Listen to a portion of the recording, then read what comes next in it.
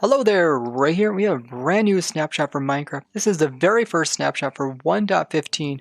As you can see, it is a big one that is packed full of all sorts of new cool features. See, we got a bunch of bees behind us with a bunch of new items, and also a bunch of cool redstone mechanics as well. I'm really excited for this new version, and tell me if you guys are excited as well down below. Now guys, don't forget this Friday we are having a snapshot testing server stream, meaning that we open up the server for you guys to come on and join me as we test the new things in the snapshot. You can find all the information down below in the description. Let's go ahead and get into all the cool features that are added with 1.15. In this snapshot, we got a new mob with a whole bunch of new features.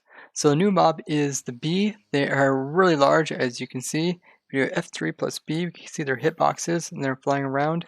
Now these are neutral mobs, so they won't attack you unless you attack them. So if I punch one of these bees, you can see how this one became mad with the red eyes, and I got poisoned from him.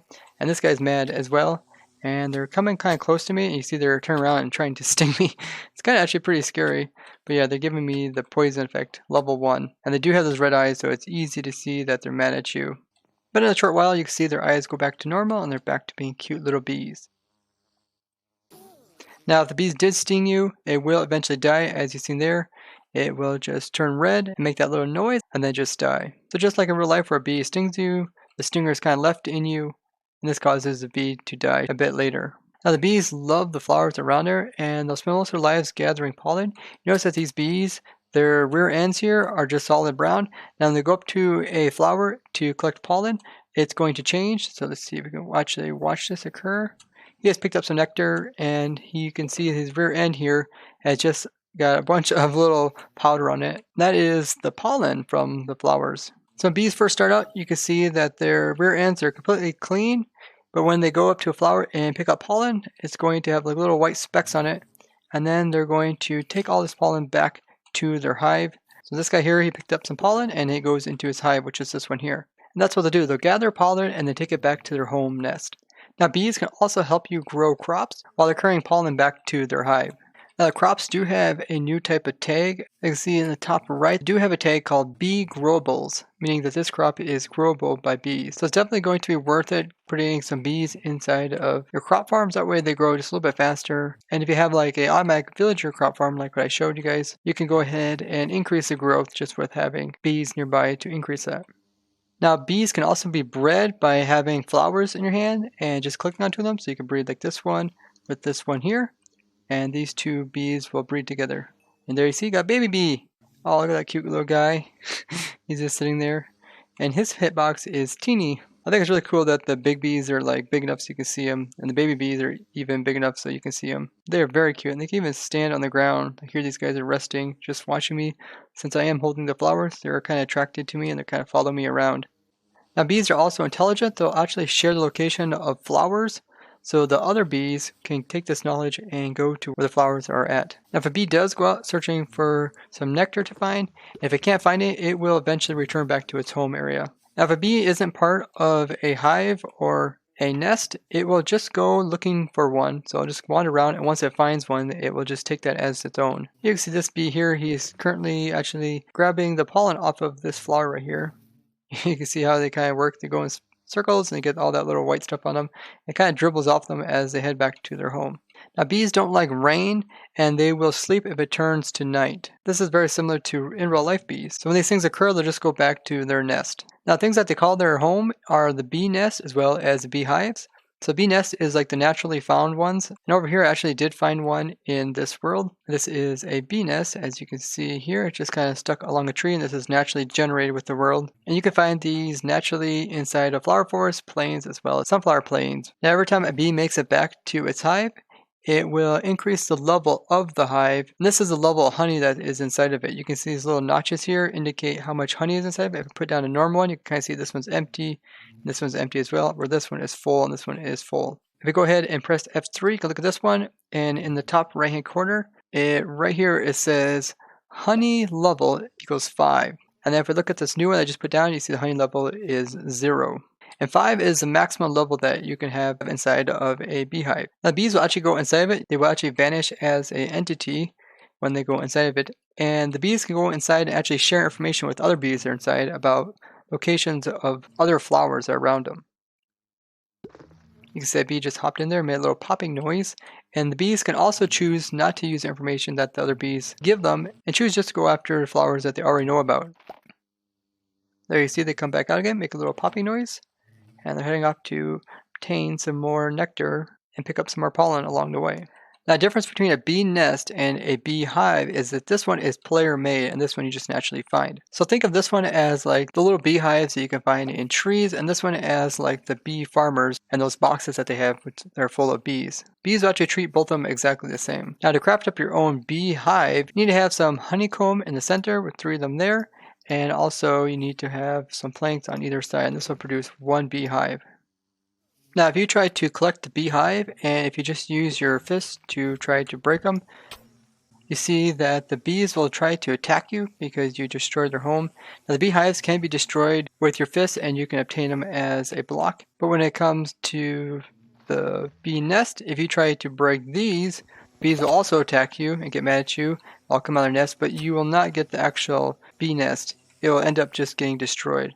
You can acquire this in survival if you use your silk touch pick. You can go ahead and silk touch this and actually pick up the hive with all the bees inside of it.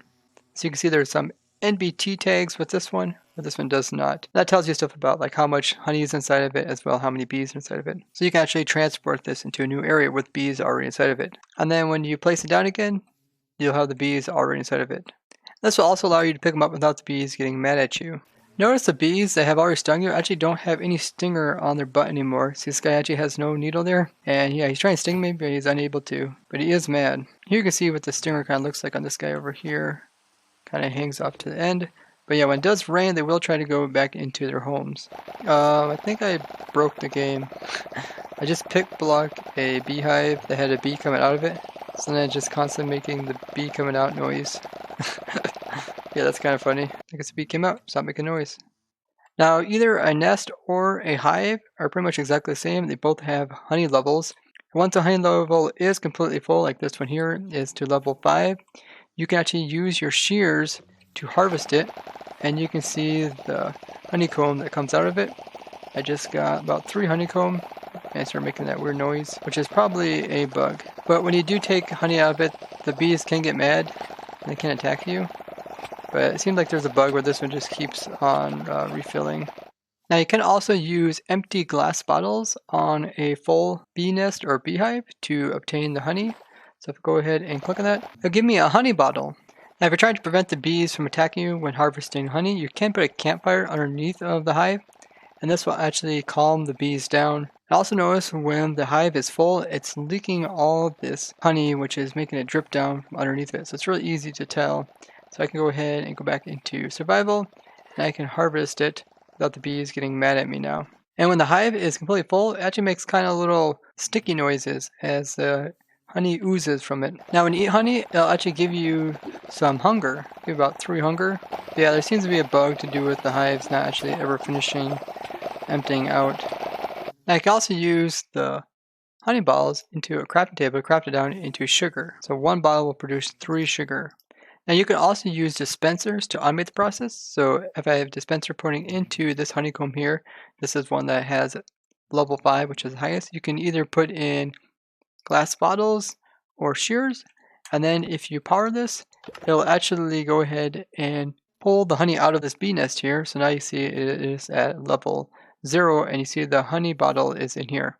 And you could do this also with shears. So the bottles give you the honey bottle, but shears are going to give you the honeycomb. So if I power this, you see all the honeycomb pops out of it, and the shears does take some durability. Now the automation that's added with the honey bottles being automatically filled, they also allow us now to have water bottles being filled. So we can put in empty glass water bottles, and then if you power a dispenser, it's going to go ahead and it can fill those up with water. That's going to make it really nice to fill up water bottles to automate the brewing systems. So that way you don't have to sit there and hold down right click to do this. And you can do this with any water source that's directly in front of it. You see they're put right here into the dispenser.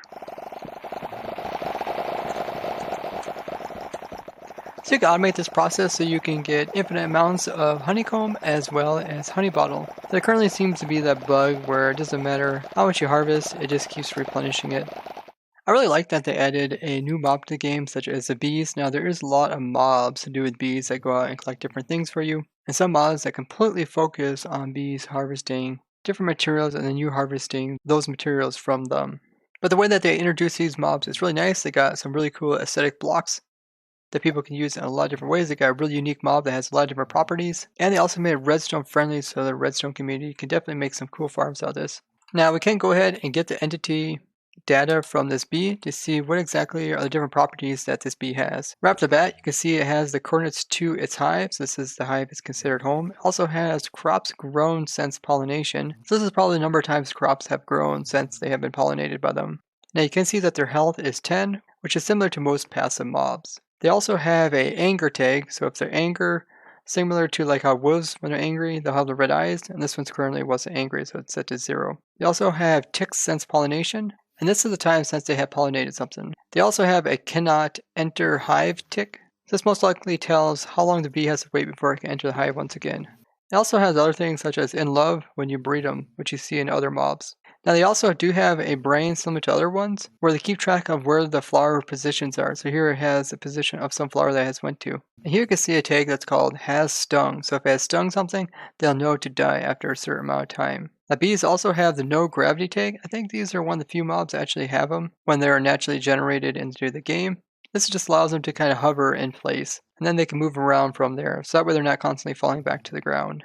Now if you kill a bee that even has like the pollen on it, you'll see that the bee will not actually offer you anything. So when you kill them, he does drop XPs, but you don't see any honey or anything like that from them. Now you can't use a lead on these guys. You can pick them up in a boat if you want to move around, but probably the best way to move around is just let them go into the hive and then to silk touch the hive. Now if you do give a bee a special particle effect, it goes into its hive and comes back out, it's going to retain that particle effect. So it's not going to degrade when it's inside of there. Now you can hop on top of the beehives, and that don't seem to make them angry. Now you can also grab data from the block itself. So here I'm grabbing from a bee nest, and here's all the information that comes with this bee nest. So quite a bit of information comes with it, because if it contains bees, it will contain all their information as well. But you can see I am looking at a block. This block contains stuff like flower position and also the IDs of the bees that are inside of it. It tells stuff like minimal occupation ticks, so how long the bees can stay inside, and how long the bees have been inside, and also ticks in hive. There's also entity data about the bees themselves. This is all the same information we've seen about the bees. And then when it comes to the next bee, it's going to tell all of its information as well. So that's a really cool way to actually have a mob and move it around, as you can have multiple bees inside of here, and just with one block you can have them all contained. Now beehives can stack if they have a similar NBT tag. So if you pick up an existing bee nest, it'll probably have so much information that it's not going to stack with other ones. But if it happens to have the same type of information, you can actually have tons of entities being held in a single stack of blocks. And bee nests and beehives are very much the same, just one is made by player and one you find naturally. So this one would contain all the information about the bees and also contain them inside there as well. Now they also added some smaller changes to this snapshot to do with the new loot table function. So you can change like the loot tables, the different stuff inside Minecraft, and they just added another function to that, which is copy state. This copies the same state properties from a drop block into the item. And they also did a bunch of bug fixing in this version as well, since there has been a gap since the last 1.14 version. They fixed a bug to do with chunk swapping are getting deleted. This is actually a pretty old bug that we've seen as way back as 1.8. There's also a bug to do with slime as well as magma cubes hitboxes, which are the little lines around the entities, being off-centered for quite a while when summoned in. We see this problem quite a bit throughout the versions, as things such as like salmon as well as pufferfish all seem to kind of have this problem for a little while. And even way back we've seen this in wither skeletons. They change it so that when cartographers give you a new map to try to find either ocean monument, it's giving you maps of pre-existing ones instead of unexplored ones. So hopefully this will allow it so people can find more of those without constantly finding the same one. Now, they fixed a bug to do with the Obsidian Pillars in the end dimension. There were some blocks that were on them that weren't generating. And a friend of mine actually noticed that the bedrock block that generates on them was actually off-centered. So they actually off-centered the whole Obsidian platform by one block. So this might have to do with the same thing. Hopefully that bug is fixed as well. They fixed a pretty nasty bug to do with chunks actually getting copied over into the wrong spot. So they're getting dislocated and placed in other places. And this is just mostly happening in 1.14. Now they also fixed a bug to do with rearranging the server's locations within your menu. So if you guys didn't know, there's little arrow keys, you can move them up and down. But you can do this using a shortcut by holding shift and then pushing the up key, and then you can move stuff up or down. Now there was also a shortcut, which I believe you'd be able to hold shift and then click the up key and send it all the way up to the very top. But they seem to have removed that when they just fixed this bug, so that was probably unintended. But as you guys probably know, it's really annoying to try to move these things around, so I wish they would come up with a little better method. As every time you add a new server, it always ends up on the very bottom, and typically the only way to get to the top is by swapping the bottom one with the top one. But then you have your top one back down to the bottom, and it's not a very good system at all, so I wish they would redo this. They fixed it so you can shift-click blaze powder into the slots once again. They removed a noise bug where cartographer tables were playing the same sound multiple times when shift-clicking, and this noise problem also occurred with looms. Now, there was a bug to do with players trying to remove stuff from inventories of horses and trying to shift-click it, and this wasn't working. They fixed this once again. Now, a lot of you guys have been telling me that when you mine and you instant break some blocks using a high-efficiency pickaxe, that you're actually getting some ghost blocks to come back once again. Now they did try to remove ghost blocks in the past, but it seemed like they came back once again, and they just have fixed another bug to remove those ghost blocks once again, so hopefully you guys won't notice that anymore. And if you guys do still notice ghost blocks occurring in the game, be sure to go ahead and report it. They fixed a small problem to do with some of the houses that came from the desert villages didn't have the doors properly placed in. They actually fixed a bug report that I just reported yesterday, which is extremely quick of them, but it was just something weird that I came across when I was playing. I just noticed that if you would grab a new bow out of the create menu and put it into your hotbar and then go ahead and pull it back, it would actually show up with no arrow in the bow being pulled back. And I'll show you guys the image of what it actually looked like. So I'm really glad that they fixed a bug report of mine, even though it was something that was mostly just graphical and only occurred in creative menu. They fixed a bug to do with the center of some trees. Their leaves are actually set so they have a persistence being true, meaning that they'll never despawn if the logs are removed from the area. So that'd be typical to leaves like placed by the player. These were being generated in villages and has not been fixed. They fixed a bug to do with villagers not properly remembering when they restocked or keeping track of that. So when the villagers would go up to their bench to restock, they'd be constantly trying to restock during those periods which they can. They fixed a bug to do with the game removing several hundred chunks per region if the region wasn't exactly a multiple of 4,096. So the people that were like kind of removing extra chunks in their world using external tools, they would actually have more chunks removed than what they wanted to. So that's actually kind of a useful thing, because once in a while I actually try to decrease the size of my world downloads that I provide for you guys, just by going in there and removing extra chunks. Overall, I gotta say, the newest snapshot for 1.15 is a really cool one with all the bees and all the different features and a wide variety of different things that can be done with them. I'm really excited to see what else comes with 1.15. I'd love to hear what you guys' opinion is on what the theme of 1.15 is going to be. We do see bees and a lot of different mechanics that can be done with them. So maybe it's going to be kind of like fill the air with different things as bees are flying.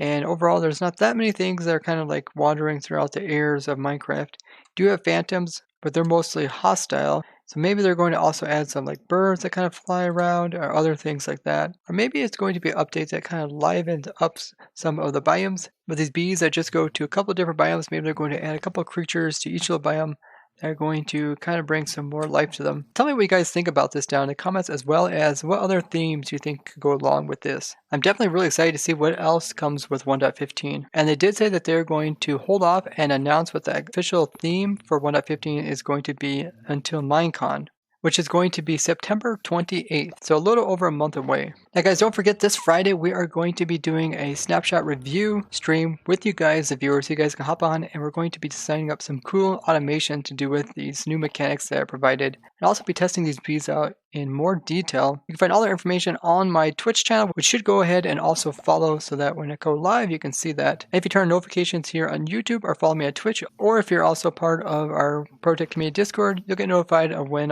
the streams go live so you can participate. And all the information can be found down below. And I really do enjoy these streams where we designed up new types of things, so I hope to see all you guys there. If you guys did enjoy this video, be sure to go ahead and give it a like and share with someone else so they learn about the new 1.15 mechanics. And be sure to go ahead and subscribe if you haven't already. I'd like to thank you guys for watching. I'll see you guys in the next one. Bye-bye.